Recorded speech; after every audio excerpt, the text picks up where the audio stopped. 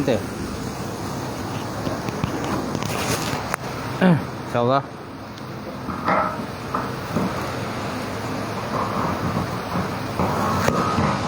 InsyaAllah.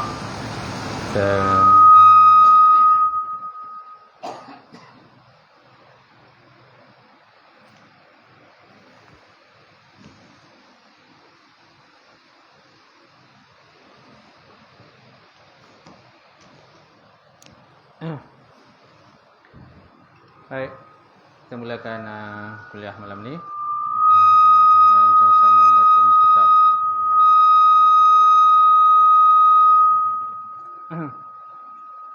Ila hadatin Nabi Muhammad Mustafa Rasulullah sallallahu alaihi wasallam wa ala al-kiram wa ashabi rizam sya'ulahum al-fatihah. A'udzubillahi minasyaitonir rajim. Bismillahirrahmanirrahim. Alhamdulillahi rabbil alamin. Ar-Rahmanir Rahim. Maliki yaumiddin. Iyyaka na'budu wa iyyaka nasta'in. Ihdinas siratal mustaqim. Siratal ladzina an'amta 'alaihim ghairil maghdubi 'alaihim waladdallin. Amin. Assalamualaikum warahmatullahi taala wabarakatuh. Alhamdulillahi wahdah, sadaqa wa'dah, wa nasara 'abdah, wa 'azza jundahu, wa hazamal ahzaba wahdah. Asyhadu an la ilaha illallah wahdahu la syarika lah, wa asyhadu anna Muhammadan 'abduhu wa rasuluh. Allahumma salli wa sallim ala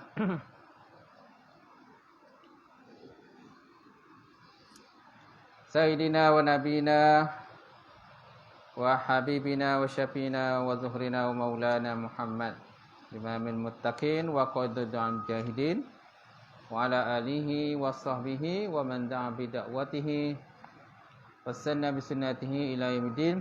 Rabbi israh li sadri wa yassir li amri wa hlul 'uqdatam min lisani yafqahu qawli. Subhanaka la ilma lana illa ma 'allamtana innaka antal alimul hakim. Wa la hawla wa la quwwata illa billahil alim azim. Qala Allah subhanahu wa ta'ala fil Qur'anil Karim ba'da auzubillahi minasyaitonir rajim. Bismillahirrahmanirrahim. Yarfa'illahu allazina amanu minkum wallazina utul ilma darajat. Maksudnya Allah subhanahu wa ta'ala mengangkat orang-orang yang beriman dan berilmu di kalangan kamu akan beberapa derajat. Waqala Nabi sallallahu alaihi wa ala alihi wa sahbihi wa baraka wa sallam, la yu'minu ahadukum hatta hawahu tab'an lima jitu bih. Maksudnya tidak sempurna iman salah seorang kamu sehingga hawa nafsunya akur kepada apa yang ke bawah. InsyaAllah ke depan sikit lah. Meja ni ke depan sikit. Ha? Tidak belakang no kan? Ha. Ya turun.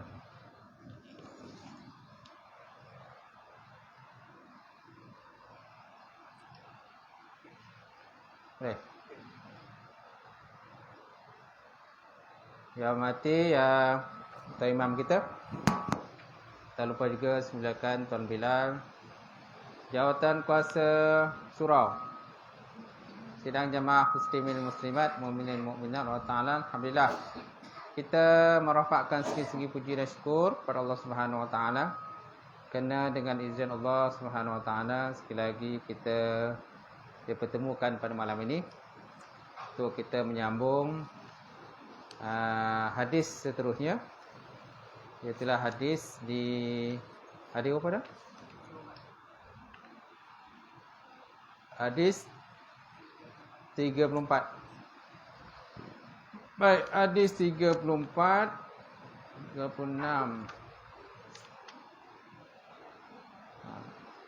Baik, hadis 34 di muka surat 366. Tetapi tuan-tuan yang ada kitab boleh simak. Hadis 34, hadis Imam Nawawi, hadis 40. Di mana hadis ini diterima daripada Abi Sa'id Al-Khudri, ya. An Abi Sa'id Al-Khudri radhiyallahu ta'ala anhu qala sami'tu Rasulullah sallallahu alaihi wasallam yaqul man ra'a minkum munkaran falyughayyir biyadihi fa in lam yastati' fa bilisani fa in lam yastati' fa biqalbi wa zalika adhaful iman. Rawahul Muslim. Hadis ini diterima daripada Abu Sa'id Al-Khudri radhiyallahu ta'ala anhu, telah meredha Allah Ta'ala akannya. Qala, berkata ia, sami'tu Rasulullah SAW, dia kata aku dengar Nabi Muhammad SAW telah bersabda, yaqul, bersabda. Apa sabda Nabi? Man ra'a minkum mungkaran. Barang siapa di kalangan kamu melihat akan sesuatu kemungkaran, fal yughayyirhu biyadihi, maka naklah ubah akannya dengan tangannya. Fal yughayyirhu biyadihi, ubahlah dengan tangan. Fa illam yastati' fa bilisani, maka jika tak mampu nak ubah dengan tangan, fa bilisani, maka ubahlah dengan lidah. Dengan lidah mana percakapanlah, pertuturan. Fa illam yastati' fa biqalbi, dan jika tidak mampu menggunakan lidah, lisan, fa biqalbi, maka ubahlah dengan hati.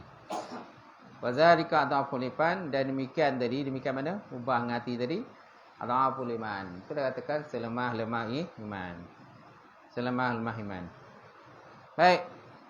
Syarahan hadis ini riwayat daripada Imam Muslim dari Abi Sa'id Al-Khudri. Ada pula hadis Ibnu Mas'ud yang dikeluarkan oleh Muslim, yang di antara kandungannya hampir sama dengan hadis tersebut. Cuma ada dua riwayat lah. Ada dua hadis yang hampir sama. Satu riwayat daripada Imam Muslim yang terima daripada Abi Sa'id Al-Khudri.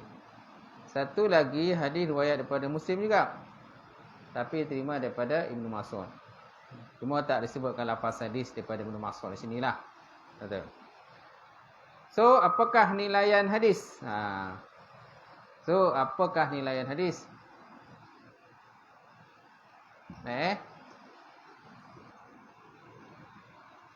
Siapa Abu Sa'id Al-Khudri? Kita lihat dulu di sini. Muka surat 32. Ada tak?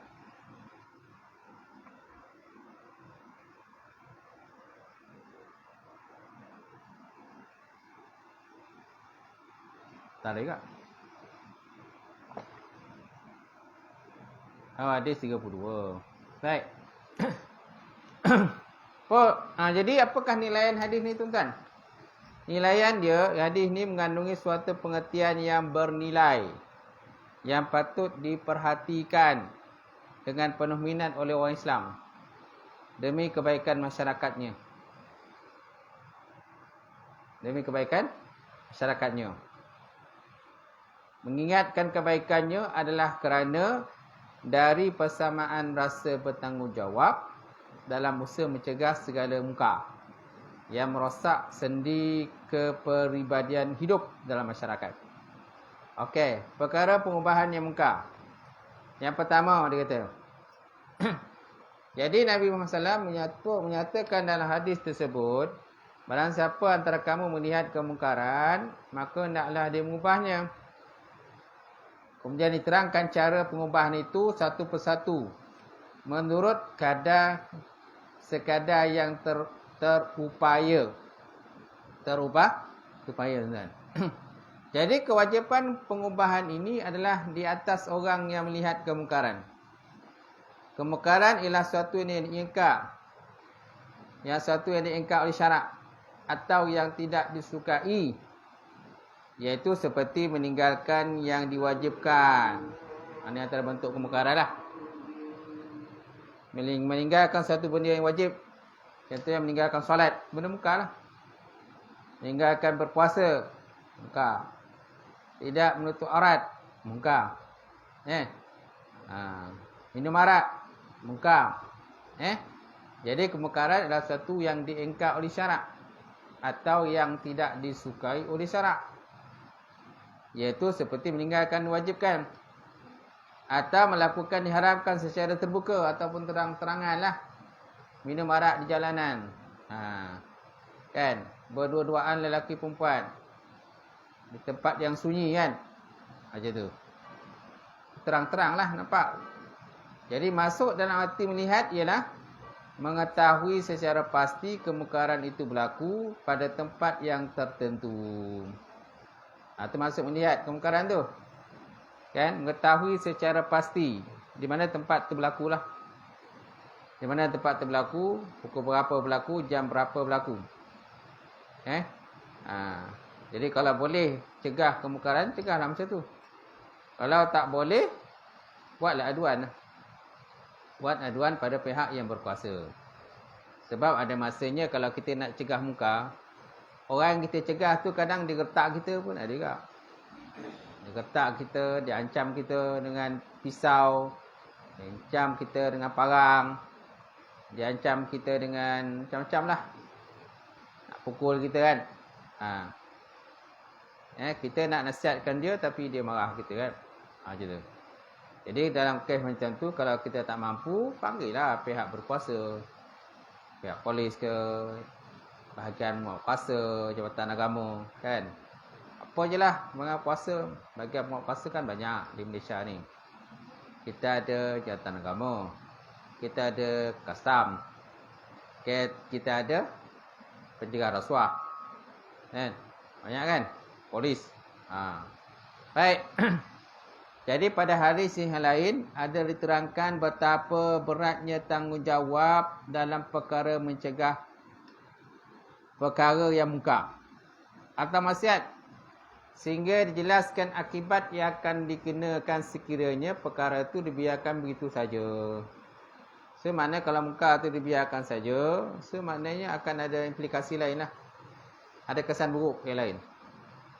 Antaranya ialah kalau berlaku mungkar, dia akan mengundanglah bala bencana daripada Allah. Lepas tu rosaknya masyarakat. Samping tu pula orang lain pun ikut juga sama. Sebab bila satu kemungkaran tak cegah, orang lain ke dia kata itu boleh buat. Orang tu boleh, kita pun nak buat jugalah. Tak? Patutnya kalau orang lain buat, kita cegahlah. Sama ada kita cegah ke, orang lain cegah ke, bukannya kita ikut sama buat. Tapi apa yang banyak berlaku bila satu kumpulan buat, kan, bila pihak berkuasa tak cegah, maka kumpulan lain pula ikut sama, join samalah buat. Itulah antara realiti lah keadaan zaman sekarang kan. Macam tu. Patutnya kita cegah sama-sama, cegah. Bukan kita join sama. Baik. Jadi antara hadis itu ialah seperti hadis Rasulullah SAW. Inna Allah la yu'azibul am bi'amal khassah hatta yarau munkara baina zahranaihim wahum qadiruna ala ayyunkiruh fala yunkiruh fa iza fa'alu zalika azamallahu am bi'amal khassah.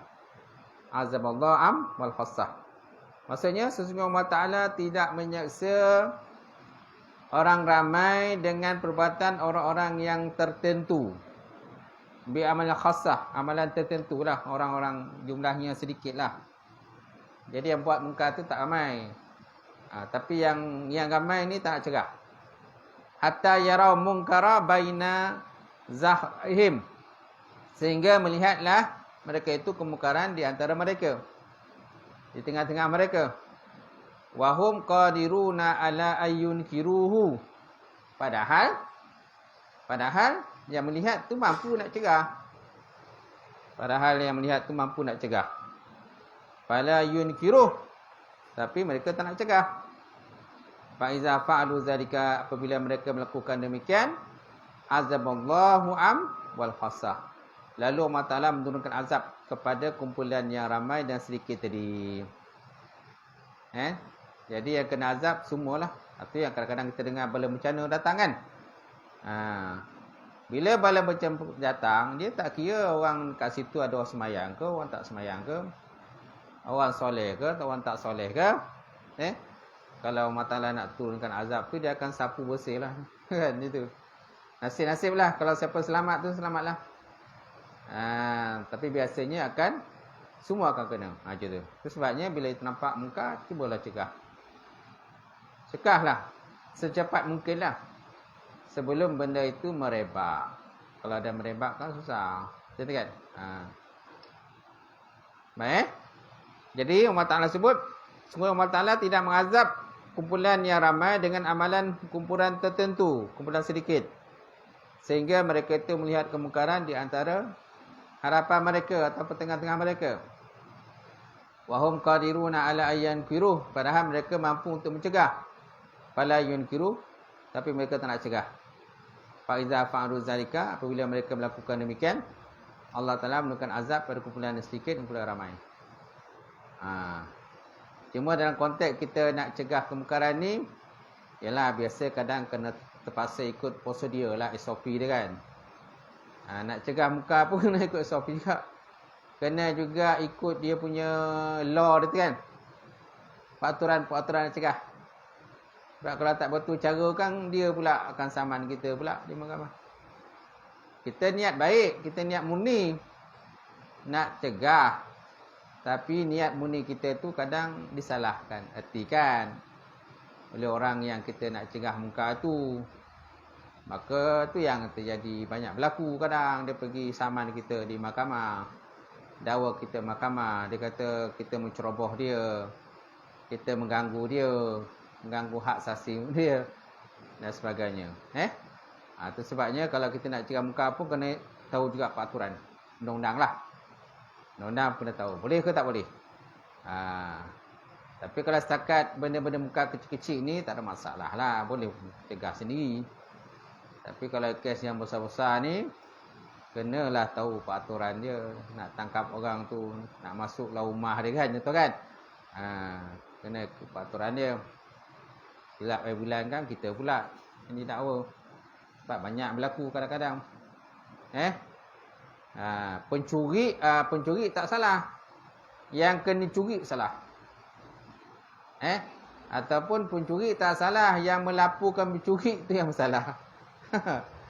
Yang melaporkan kes curi itu yang bersalah. Itu yang kita risau tu. Baik. Maka nyatalah bahawa seksaan Allah Ta'ala pada sekalian manusia adalah kerana perbuatan munkar dari orang-orang atau puak-puak tertentu. Jadi biasanya keseksaan Allah Ta'ala turun ni disebabkan oleh kumpulan tertentu lah. Puak-puak tertentu yang tak faham bab agama kadang-kadang. Jadi mereka ni yang buat munkar ni. Kemudian perbuatan itu dibiarkan berlaku terus-menerus oleh orang-orang yang lebih bertanggungjawab, yang mampu dan berkuasa mencegahnya. Tu kalau kita mampu mencegah, cegahlah. Apalagi kalau kita ada kuasa lah. Kita ada kuasa cegah. Kita ni sebagai contohnya ketua taman. Kita ketua taman, kita imam, kita nazir masjid, kan, ketua kampung, mana kan? Mana orang-orang individu tentu yang antara lain lah orang yang kepercayaan lah, orang yang diberi amanah. Jadi mereka kena cegah muka lah. Kita orang surau pun boleh juga. Kita orang surau kalau kita tahu ada muka dalam taman kita, kita tahu lah. Kan? Pergilah tanya orang tu. Kalau kita tahu contohnya rumah tu biasanya, kalau perempuan tu contohnya janda, contohlah. Janda anak 3, dah lama dah janda anak 3. Tiba-tiba satu hari tu ada pula lelaki lain dalam rumah dia. Tidur pula rumah dia kan. Siapa dia tu? Kan. Jadi menimbul persoalan pada kita lah. Paling baik pergilah tanya, tak maaf tuan mengganggu kan. Yang kami tahu selama ni tuan rumah ni ibu tunggal. Ibu tunggal. Tiba-tiba ada pula lelaki lain lah. Ada pula bapa tunggal tak datang. Kan, tidur pula pemalam sini. Ustaz.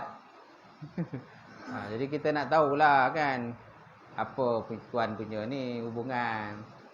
Kan abang ke, adik ke, kita tak nak tahu juga. Jadi tanyalah. tanya dengan baik. Tapi tanya dengan baik tu kan kadang-kadang dia salah anggap dia tu. Kita tanya baik tapi dia salah anggap.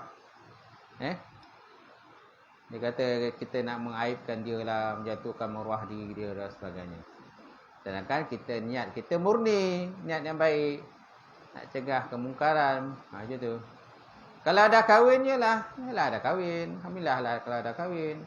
Jangan lupa lah buat kenduri dia. Kalau tak kahwin lagi, uruskanlah kahwin. Cepatkanlah kahwin kan, gitu. Kalau kami nak tolong pun boleh juga. Tolong hantarkan borang tu kan. Tolong isikan borang tu kan. Macam tu. Baik. Jadi kita kena cegah lah kemungkaran tadi kalau kita dah tahu.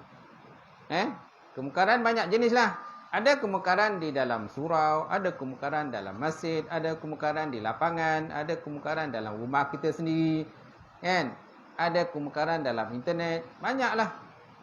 Berlakulah di mana-mana saja sebenarnya ada kemungkaran-kemungkaran sesuatu. Kita cegahlah. Baik, kemudian yang kedua, mengubah atau mencegah dengan tangan, lidah dan hati. Kemudian Rasulullah sallallahu alaihi wasallam menerangkan cara mengubah atau mencegah yang mungkar itu, iaitu barang siapa antara kamu melihatnya, maka hendaklah dia mengubahnya dengan tangannya.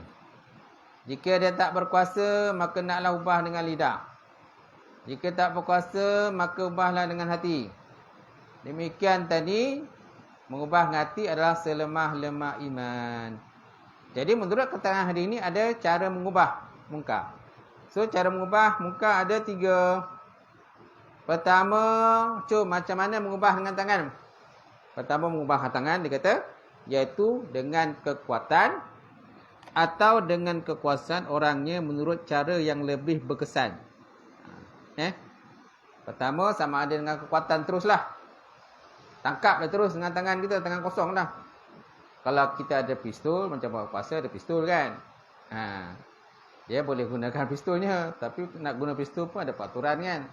Tak boleh saja tunjuk pistol dah. Betul tak? Nanti kita pula salah anggap pula. Kalau kita boleh ubah dengan kekuasaan tenaga kita sendiri, ubahlah. Atau juga boleh dikatakan ubah tangan itu dengan kekuasaan. Kuasa, mana ada kuasa di tangan.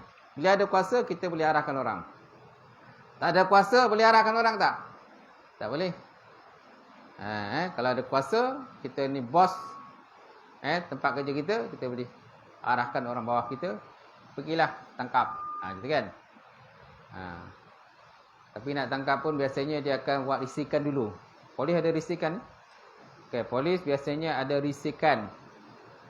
Kemudian penguatkuasa jawatan agama pun, dia orang pun ada risikan juga. Sebelum tangkap, mereka buat risik dulu. Dia tak saja tu tangkap, tak ada. Dia mesti risik dulu. Betul tak orang ni yang kita nak tangkap ni? Kadang ada orang ada pengaduan kan, orang buat aduan kan, ada orang-orang ini dan sebagainya.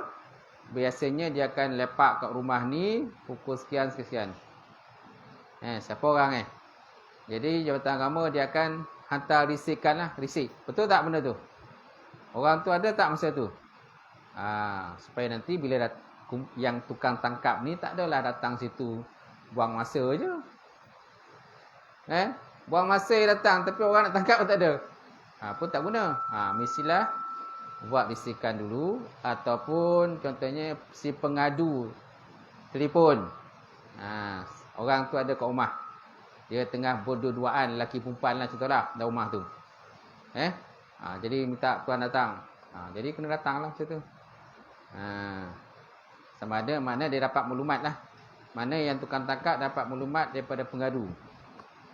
Atau tak ada maklumat pengadu, mesti ada risikan. Risikan dia risik, okey ada orang. Baru pergi tangkap. Macam tu. Baik. Sebab ada kemungkaran yang buat secara tersembunyi. Ada kemungkaran buat terang-terangan. Dan tidaklah dikenaki dengan erti tangan mengubah dengan cara kekerasan yang membawa kepada pertumpahan darah.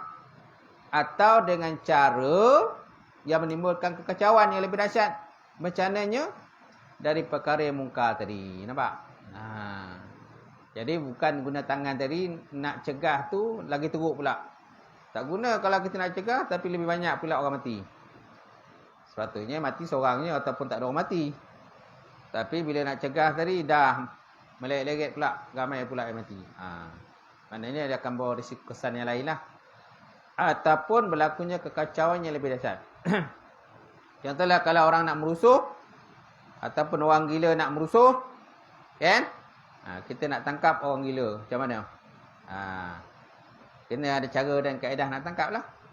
Jangan nanti bila kita nak tangkap, dia lagi teruk pula kerosakan dia buat. Orang gila. Ataupun contohnya ada seseorang yang dijadikan tebusan. Ada seorang perempuan dijadikan tebusan. Tu ada pisau kat tangan dia. Orang yang apa tu? Yang tangkap tadi, yang pegang dia tadi. Okay? So macam mana kita nak buat? Kita tak nak orang yang perempuan jadi tebusan tu mati. Dan yang pegang lelaki yang tadi, yang mengamuk tu, kan, yang mengancam pisau tu pula, kita dapat tangkap. Macam mana cara dia? Dia kena fikir dia tu. Macam tu. Baik. Kemudian yang kedua, mengubah dengan lidah. Setelah tak dapat mengubah dengan tangan, jika dipikirkan ada faedah atau kesannya, kerana dapat diterima dan dipatuhi nasihatnya atau tunjuk ajarnya, kemudian perkara yang mungkar itu pun diberhentikan. Ni kalau boleh ubah dengan tangan lah. Maknanya orang yang kita nak tangkap tu dia boleh terima nasihat kita. Itu lebih baik. Ataupun benda yang kita nak cegah tu, orang tu boleh terima nasihat kita, pandangan kita. Maka dia kata dia akan berhenti. Tak akan teruskan lah nasihat tadi. Itu lebih baik lah. Gitu. Sebab ada orang ada orang ni dia tak boleh terima dengan kekerasan. Dia kena dengan cara lembut. Boleh. Kita pujuk dia lah. Gitu. Pujuk lah. Kemudian yang ketiga, mengubah dengan hati. Setelah tiada dapat diengkar dan diubah dengan tangan dan lidah, tetapi pengubahan atau keingkaran dengan hati adalah tanda-tanda selemah-lemah iman. Jadi kalau tak boleh ubah dengan tangan, tak boleh ubah dengan lidah, ubah dengan hati. Hati ni mana nampak? Tak nampak kan? Tak nampak. Masuk ubah dengan hati ni tak redha lah. Tak redha kemungkaran yang dilakukan di depan mata kita tadi. Kenapa? Kemungkinan orang yang buat mungkar tu jumlah lagi ramai daripada kita. Kita seorang dua orang je. Yang buat mungkar tu sampai beratus orang. Jadi tak mampu kita nak buat, nak cegah. Kan? Jadi kemungkinan kita niatlah mati supaya kemungkaran tadi kan dihapuskan oleh Allah Subhanahu Wa Taala, ataupun mereka berhenti daripada melakukan kemungkaran. Jadi ini dikatakan selemah-lemah iman. Dan selemah-lemah iman ni tuan-tuan mesti ada dalam diri kita. So, ciri orang-orang beriman mesti ada selemah iman. Jangan selemah-lemah iman pun tak ada. Ini parahlah. Itu teruknya tu. Baik. Namun demikian ianya adalah fardu ain atas tiap-tiap orang Islam. Jadi kalau selemah-lemah iman ni tuan, ni fardu ain. Dia bukan fardu kifayah dah. Setiap orang kena ada yang dikatakan selemah-lemah iman tadi. Mana cegah kemungkaran dengan hati. Artinya wajib atas mereka mengingkari perkara yang mungkar itu dengan hati. Iaitu tidak menyetujui dengan sepenuh hatinya akan perkara ini berlaku. Dia tak setuju dah. Tak setuju, tak redha kan. Tak sukalah kemungkaran yang berlaku di depan mata kita. Tetapi apalah dayanya, dia kata, untuk mencegah atau melarang kerana tiada baginya kekuasaan tangan dan lidah. Kena tak mampulah, mungkin dia pun ngakulah dia pun lemah. Dia lemah, dia tak ada kuasa apa-apa. Tapi dia nampak benda tu berlaku, mungkar tu berlaku depan mata dia. Maknanya tak redha lah. Ataupun paling mudah, buatlah pengaduan. Buat aduan lah pada pihak berkuasa. Telefonlah buat kuasa. Buatlah report. Kalau zaman sekarang report kan. Biasa polis ke kalau nak bertindak pun dia tengok report. Ada report tak? Tak ada. Tak ada report, tak ada nak buat apa. Kena buat report lah. Bila kejadian berlaku, di mana berlaku, apa bentuk kemungkaran. Macam tu. Dan pihak berkuasa pun dia akan ambil tindakan lah secepat mungkin. Baik. Jadi mengubah yang munkar adalah wajib. Mengubah yang munkar wajib sekadar yang dapat menurut cara yang tertentu. Andai kata tak mungkin dilakukan, maka tinggallah satu saja tuntutan, iaitu menentang dan membenci dengan hati. Menentang dan membenci dengan hati kita. Jalan tak ni? Jalan. Kadang dia mati tuan. Kadang mati sini. Sebab lain di sini tak bagus. Tempat-tempat lain tu lain cantik. Baik. Hal ini pernah disabdakan oleh baginda Rasulullah SAW. Apa kata Nabi tuan-tuan? Iza umilatil khati'ah fil ardi kana man syahidaha fakari'aha kaman ghaba anha. Wa man ghaba anha faradiyaha kana kaman syahidaha. Apa maksud itu tuan? Idza umilatil khati'ah fil ardi, apabila dikerjakan kejahatan dalam permukaan bumi, kana man syahidaha, maka adalah orang yang menyaksikannya, tetapi dia membencinya. Fakariyaha kaman ghaba anha, adalah sama seperti orang yang tiada menyaksikannya. Nampak? Bila berlaku satu kemungkaran di muka bumi, kemudian ada orang menyaksikan kemungkaran itu dan dia benci kemungkaran itu berlaku. Jadi orang yang benci tadi sama seperti orang yang tiada menyaksikannya. Mana tak ada masalah lah, sebab dia tak saksikan, gitu kan? Itu. Wa man ghaba anha, maka barang siapa yang tidak menyaksikan kejahatan tetapi dia suka kepadanya pula, kana kaman syahidha, adalah dia seperti orang menyaksikan pula. Siapa yang tak menyaksikan satu kemungkaran tetapi dia suka kalau berlaku kemungkaran di situ, nescaya adalah dia sama seperti orang yang menyaksikan kemungkaran. So mana dia dapat dosa lah. Dia dapat dosa walaupun dia tak duduk kat situ, tapi dia tahu. Dia suka kalau mungkar berlaku. Juga sebaliknya, kalau seseorang itu nampak satu kemungkaran, keburukan, kemudian dia benci kemungkaran tadi, walaupun mungkin dia tak mampu nak halang kemungkaran itu, tapi dia benci kemungkaran itu, nescaya adalah dia sama seperti orang yang tidak menyaksikan kemungkaran. Semana dia tak kira, tak mengapalah bagi dia, tak dikira dosa lah bagi dia, walaupun dia ada kat situ, tapi sebabkan dia benci muka tu, dia sama seperti orang yang tidak menyaksikan dia. Sebaliknya, kalau orang yang tak menyaksikan kemungkaran, tapi kat situ ada kemungkaran dan dia suka kalau kemungkaran itu berlaku, nescaya orang yang tak menyaksikan tadi sama seperti orang yang menyaksikan dia. InsyaAllah dah. Boleh faham kan? Macam tu.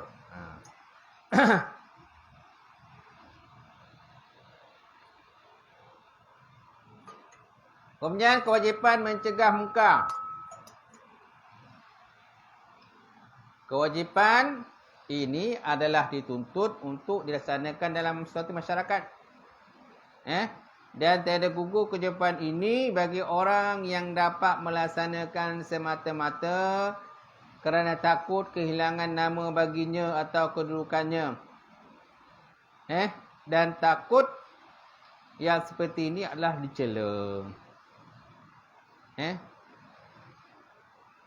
Tak gugur kewajipan bagi orang yang dapat melaksanakannya semata-mata kerana takut kehilangan nama atau kedudukan.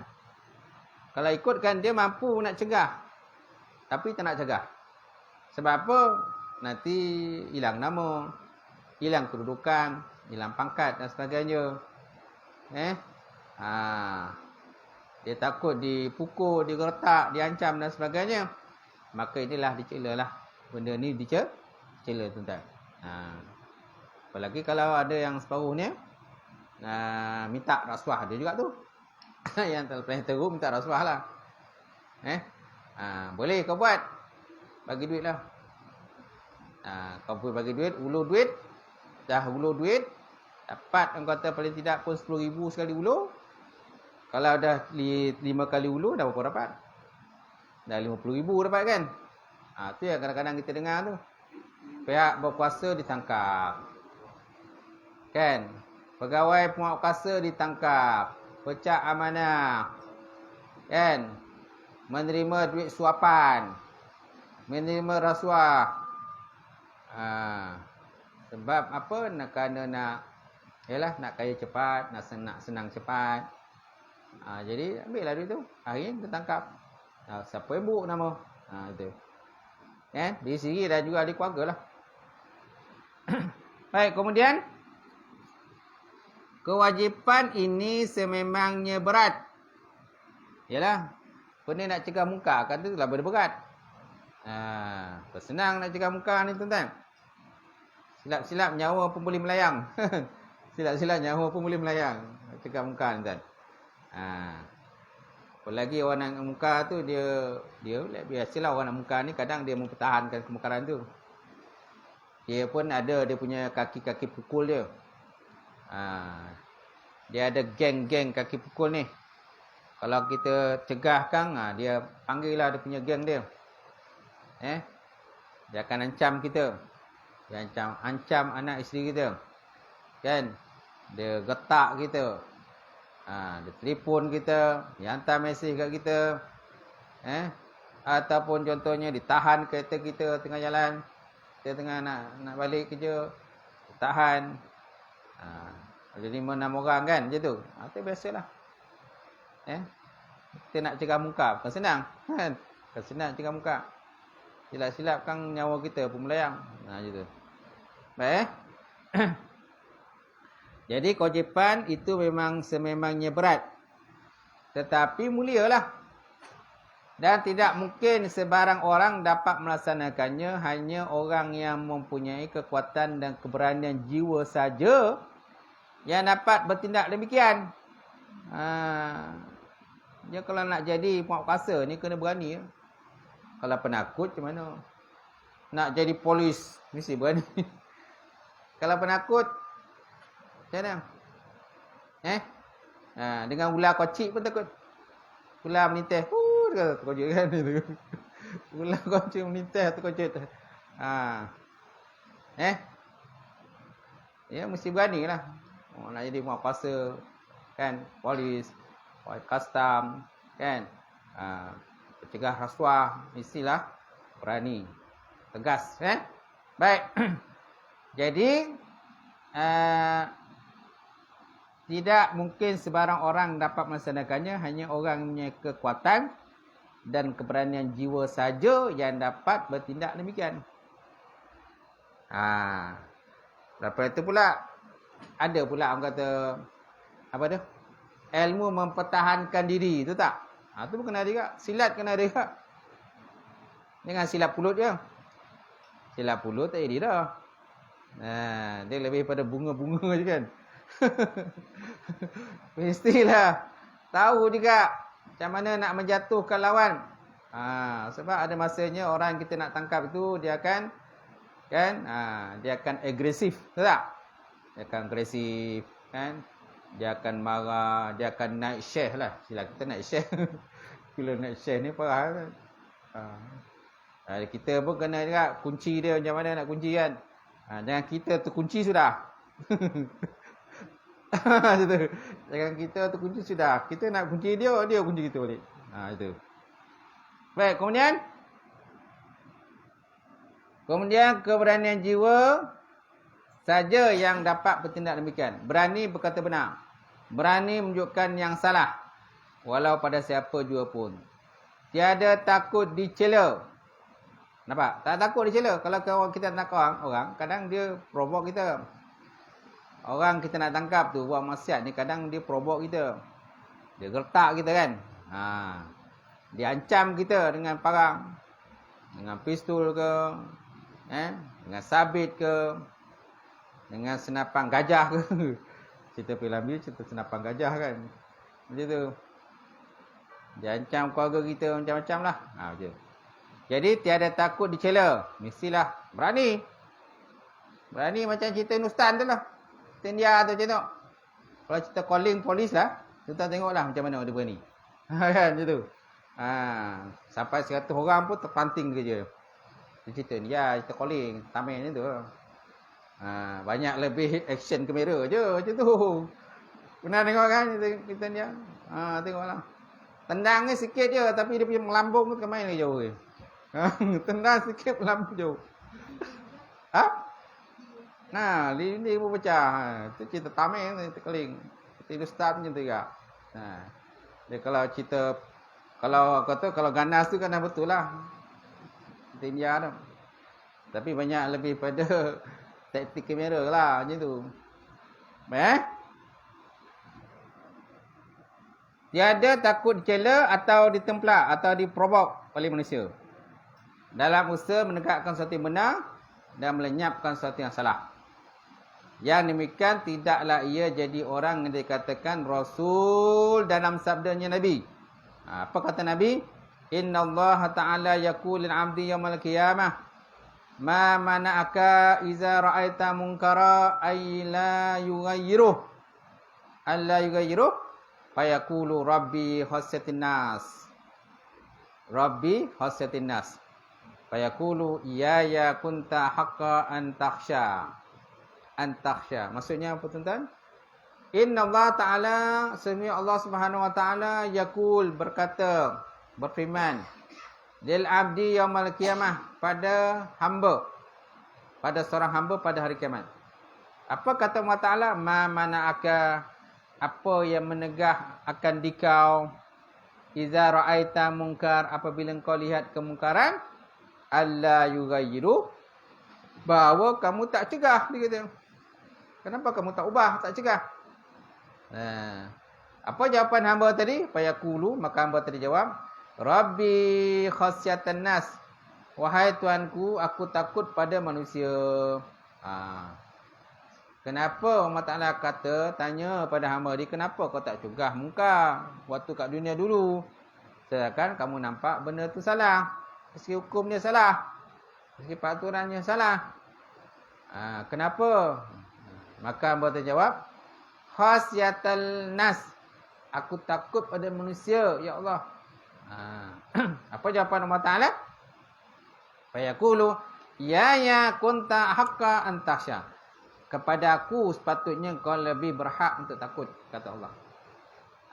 Sepatutnya kau lebih takut pada aku, bukan takut pada manusia. Tapi banyak kalau manusia ni takut pada manusia. Takut hilang kedudukan, takut jawatan, takut hilang tu, takut ditukarkan. Ada tak? Sebab takut ditukarkan ke tempat lain, tempat yang jauh, maka dia pun redalah kemungkaran tu. Kau nak buatlah. Itu yang kadang-kadang keluar dalam paper tu. Contohnya pusat judi, pusat karaoke, pusat kata rumah urut depan balai polis. Rumah urut depan balai polis. Apa polis tu buat? Itu yang kadang-kadang keluar dalam paper tu. Keluar dalam media masa. Jadi orang pun mempertikaikanlah benda tu. Membangkitkan benda tu. Kenapa benda tu berlaku, sedangkan pihak berkuasa, balai polis hanya beberapa meter saja daripada rumah urut tersebut. Macam tu. Baik, seterusnya tuan-tuan.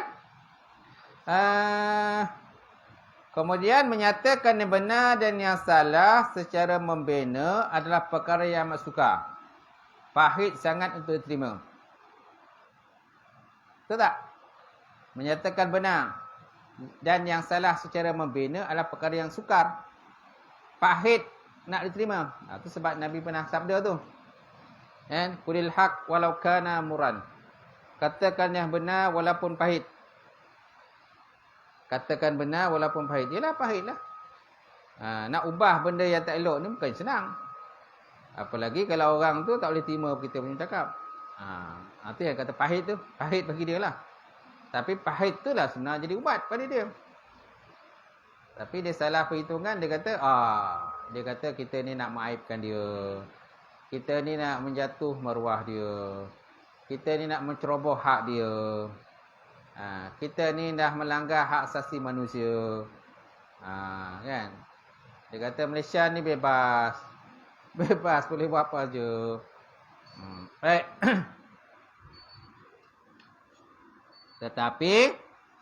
Tetapi tuan-tuan,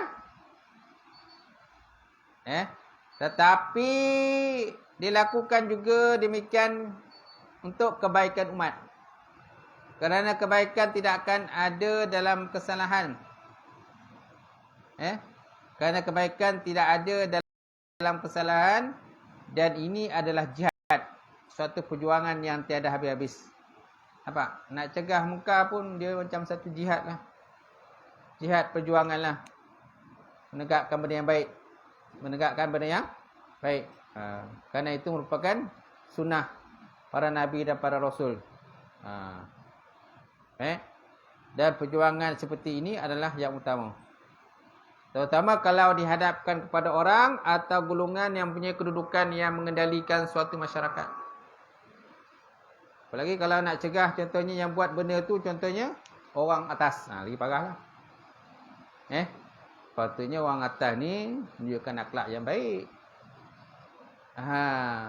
Pasal kongkol. Malah orang atas pula kadang dia menaja pula benda maksiat ni. Bila orang atas kerja menasihat ni, susah kita nak cegah muka tu. Susah lah. Sebab dia atas. Dia pula orang kata kadang Datuk Seri. Contohlah, Tan Seri kan. Datuk tu, Datuk ni, macam-macam lah. Ahli politik. Kan. Bila ahli politik yang dia punya mastermind ataupun yang backup je, susah lah. Kalau politik backup. Itu yang kadang-kadang muka tak dapat nak cegah tu. Benda tu terus berlanjutan lah. Sampai bila-bila. Jadi tuan-tuan, Nabi SAW pernah bersabda, dia kata afdalul jihad kalimatul haqqin inda sultani jair. Afdalul jihad, jihad yang utama ialah perkataan yang benar di sisi sultan ataupun raja yang zalim. Bukan ubah, bukan senang nak ubah. Kalau yang backup tu orang atas, raja-raja kan, ketua negara dan sebagainya. Malahan dia pun sekongkol, dia pun sapu juga duit, kan? Gitu. Contoh, demikianlah kewajipan yang ditugaskan ke atas orang yang sanggup, yang tahan menghadapi sebarang kemungkaran yang akan timbul. Selama jalan untuk melakukan itu masih terbuka. Selagi mana jalan ada, buatlah, cegahlah. Supaya ada keberkatan. Itu sebab Allah Taala sebut, walau kana ahlul qura amanu wattaqau la fatahna alaihim barakatin minas sama'i wal ard. Walau kana ahlul qura, kalau seandainya ahli kampung itu, ahli suatu negara itu, amanu, mereka beriman dan bertakwa kepada Allah, nescaya Allah Taala keluarkan keberkatan daripada langit dan bumi. Walau kana ahlul qura amanu wattaqau la fatahna alaihim, nescaya kami bukakan bagi mereka keberkatan daripada langit dan bumi tu kan. Barulah ada keberkatan. Kalau semua beriman pada Allah dan takut pada Allah. Kalau ada yang tak takut pada Allah, itu yang kadang tak turun keberkatan tu. Dengan banyak musibah sana musibah sini. Baik. Lainlah kalau keadaan sudah tidak membenarkan sama sekali. Sedang manusia sudah tenggelam dalam kancah hawa nafsu yang durjana, maka kewajipan itu tidaklah sangat diberatkan lagi. Sebagaimana yang dikatakan oleh seorang sahabat, iaitu apabila engkau lihat sifat tamak dipatuhi, hawa nafsu diikuti, dan masing-masing merasa megah dengan fikirannya sendiri, dikala itu naklah engkau diam. Tiada menyusahkan engkau oleh orang yang mengerjakan munkar itu apabila engkau sudah mendapat hidayah. So kalau dah banyak sangat kemungkaran, diam je lah. Tunggulah orang kata balasan daripada Allah. Tunggu balak je lah. Tunggu balak daripada Allah Ta'ala lah. Kalau boleh kita larikan diri pada situ lah. Kalau dah banyak sangat kemungkaran, jangan duduk kat situ lagi. Pergi dah tempat lain. Baik. So apakah petunjuk hadis ini? Bahawa di antara yang ditunjuk oleh hadis yang ke-34 ini, pertama, hadis ini menunjukkan bahawa agama Islam tiada suka sama sekali kepada perkara mungkar. Ialah Islam. Mana Islam selamat, sejahtera kan? Islam tak suka benda mungkar. Sebab dalam dunia ni ada dua. Satu benda baik, satu benda mungkar. Tu je. Satu benda baik, satu benda mungkar. So pilih. Nak baik ke nak mungkar? Jadi ini buktikan bahawa agama Islam tiada sama sekali suka pada perkara mungkar dan perkara salah, sama ada yang merupakan perbuatan maupun yang bersifat meninggalkan sesuatu yang diwajibkan. Oleh demikian tuan-tuan, maka hadis ini juga menjadi dalil tentang wajib diubah dan dicegah perkara itu oleh orang yang melihatnya dan orang yang mengetahuinya dengan sah dan pasti menurut cara dan keadaan yang sangat dilakukan, yang dapat dilakukan. Jadi kalau nak cegah mungkar, kena pastikan betul-betul lah. Orang yang mungkar tu dia yang buat salah. Dia yang lakukan. Jangan nanti silap tangkap orang. Pun salah juga. Yang melakukan mungkar contohnya si A, yang kena tangkap si B. Ataupun si C kena tangkap. Jadi kita lah yang salah nanti. Menangkap orang tak salah. Jadi kena pastikanlah betul-betul orang tu orang ni yang buat. Tu orang yang curi tu. Kadang kenapa? Kadang hilang motor, kadang bisikal hilang. Kenapa? Kena tahulah. Betul tak orang tu yang lakukan. Kalau ada CCTV senang kan? Ni CCTV tak ada. Sebaiknya kita pasanglah CCTV. Kalau surau ada CCTV tak? Tak ada kan? Bolehlah akan datang pasang CCTV kat surau. Kalau surau banyak duit lah. Kalau tak banyak duit, tak payah pasang lah. Kalau surau tak banyak duit, tak payah pasang CCTV lah. Tapi kalau banyak duit, pasanglah. Jadi kadang kira dah. Pencuri ni, tong-tong takang pun dia angkut dia. Silap-silap yang apa tu, penapi air tu kadang silap. Dia angkut dia orang tu. Kalau tak betul cara tu. Itulah kena kunci kan. Mana usaha ikhtiar pada kita lah. Kunci lah. Kalau tak kunci, jangan salahkan kalau hilang. Itu juga barang-barang berharga, kenderaan, kereta, motor, barang berharga dalam rumah kita. Kalau kita ke mana-mana kena kunci. Tak kunci, kita yang salah lah. Kenapa kau tak kunci? Pencuri pun kata, kenapa kau tak kunci? Kau tak kunci, dia ambil lah. Itu rumah kau terbuka yang.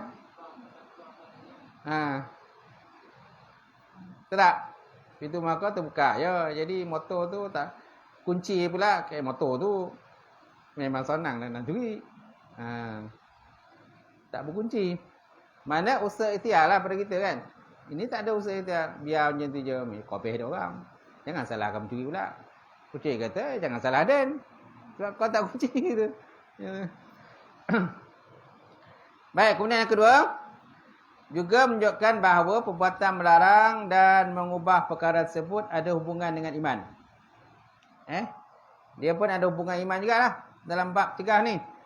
Dan setinggi-tinggi darjat iman ialah melarang atau mengubah dengan tangan dan serendah-rendahnya dengan hati. Tetapi mengubah dengan hati dengan arti kata tiada menyukainya adalah fardu atas tiap-tiap orang yang beriman. Nampak? Fardu. Mana selemah-lemah iman ni dan dikira fardu. Tak boleh tidak, mesti ada selemah-lemah iman tu. Kalau lebih, kalau boleh advance ke atas, lagi elok lah. Boleh cegah dengan tangan kan. Dengan kuasa tu lagi elok. Tapi kalau tak mampu, selama-lama iman ni kira mesti ada lah. Kalau tak, kira macam orang tak beriman. Mesti ada. Tak reda dengan hati kita. Mesti ada. Dan tidaklah ada lagi darjah iman yang serendah itu bagi seseorang kecuali kebinasaan.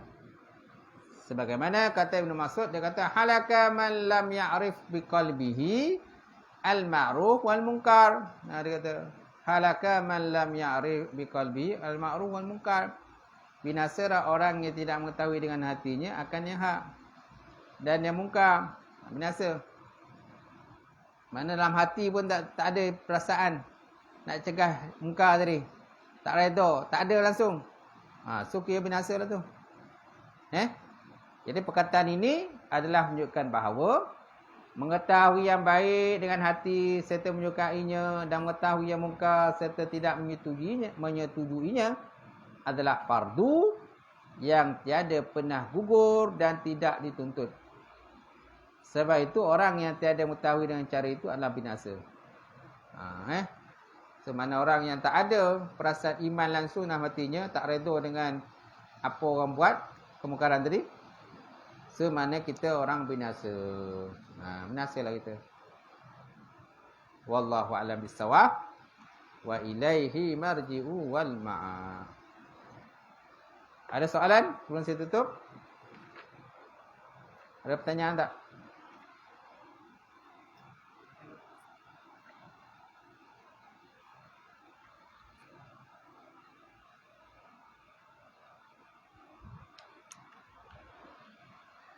Tak ada? Alright. Tak ada, bagus. Kalau sini semua bagus-bagus. Itu. Ini bagus. Sami'na wa ta'na. Kami dengar, kami taat. A'udzubillahi minasyaitonir rajim. Bismillahirrahmanirrahim. Alhamdulillah rabbil alamin wassalatu wassalamu ala asyrafil mursalin wa ala alihi washabbihi ajmain. Allahumma zidna 'ilman nafi'a wa yaqina as-sadiqa wa amalan mutaqabbala wa rizqan halalan mubarakatan katsira wa siyana fata ya alim wa lana qulubana bi nuril ma'rifataka wa ta'arifin. Allahumma faqina fid din. Allahumma faqina fid din. Allahumma ja'al hadza jam'an marhuma wa tafarruqana min ba'di tafarruqan ma'suma. Rabbana iftah bainana wa bain qaumina bil haqq wa antal fatihin. Rabbana faghfir lana dzunubana wa kaffir 'anna sayyi'atina wa tawaffana ma'al abrar. Rabbana ma wa'adtana la rusulika la tuzina yaumil qiyamah. Innaka la tukhliful mi'ad. Rabbana atina fid dunya hasanah wa fil akhirati hasanah wa qina azabannar. Walhamdulillah. Taqabbalallahu minkum.